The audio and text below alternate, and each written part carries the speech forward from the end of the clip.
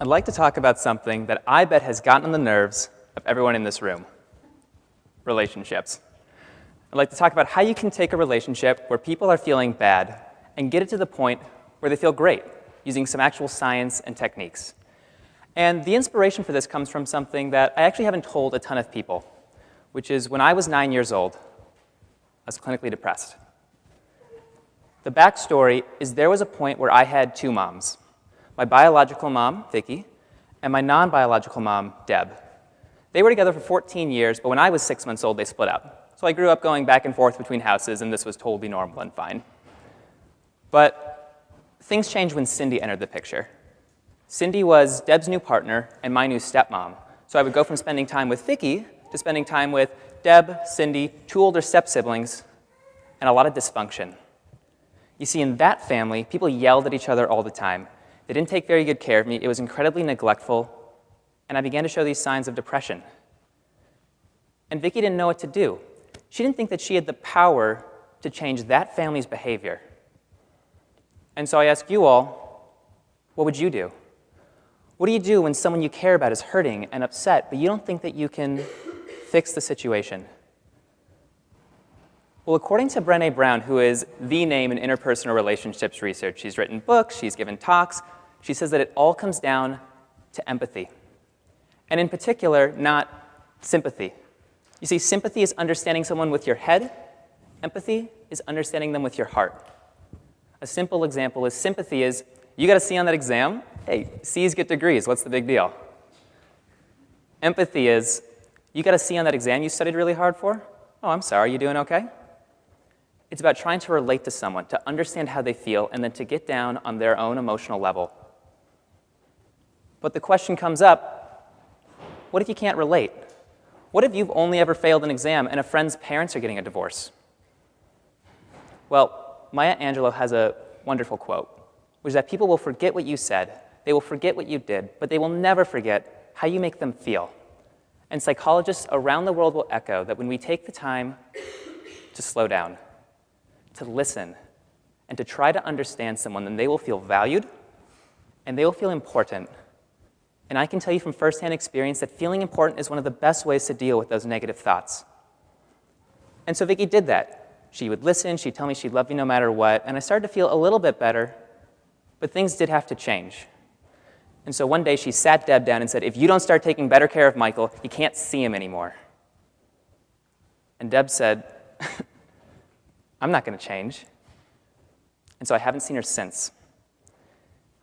And that turned out to be a blessing, because within a few weeks, all signs of depression went away, and Vicky and I have been really happy together. That said, there were some scars. It was really hard for me to open up to people. I was shy, I was awkward, I didn't know how to have good conversations, and making friends was really difficult. That said, making friends can be tricky for a lot of us. There's not a secret recipe for friendship. But maybe there is.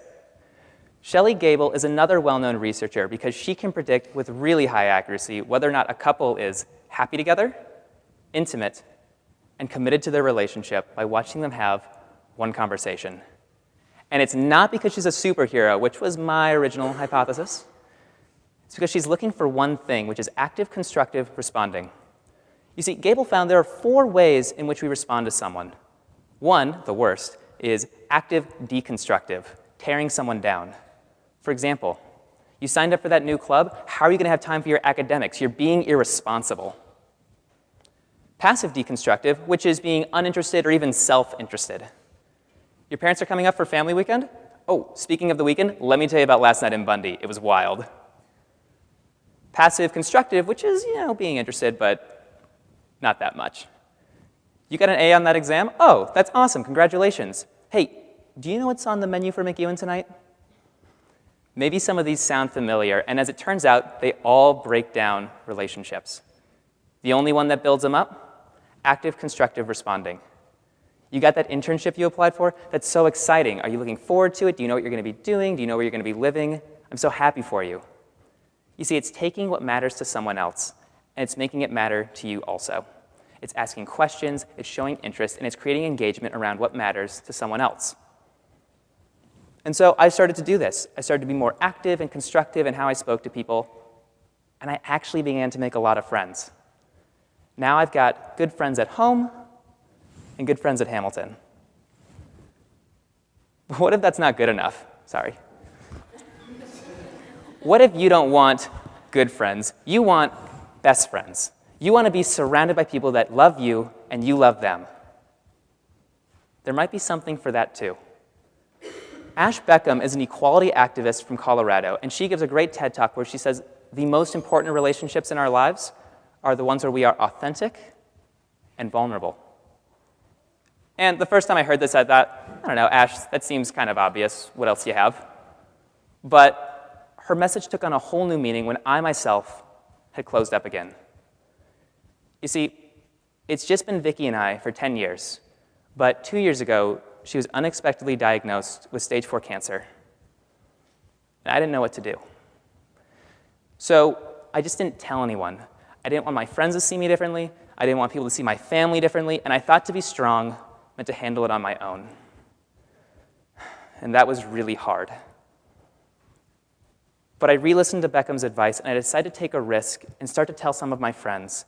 And while the large majority listened, I didn't realize how much that listening would mean. You see, they slowed down. They listened. They tried to understand. And now they are my best friends. I know that they will love and support me no matter what, and I would do the exact same for them. You see, I hope that anyone who's looking to improve the relationships in their lives will follow this simple technique. It's definitely hard at times. In fact, sometimes it'll be the most difficult thing you ever do. But slow down. Listen.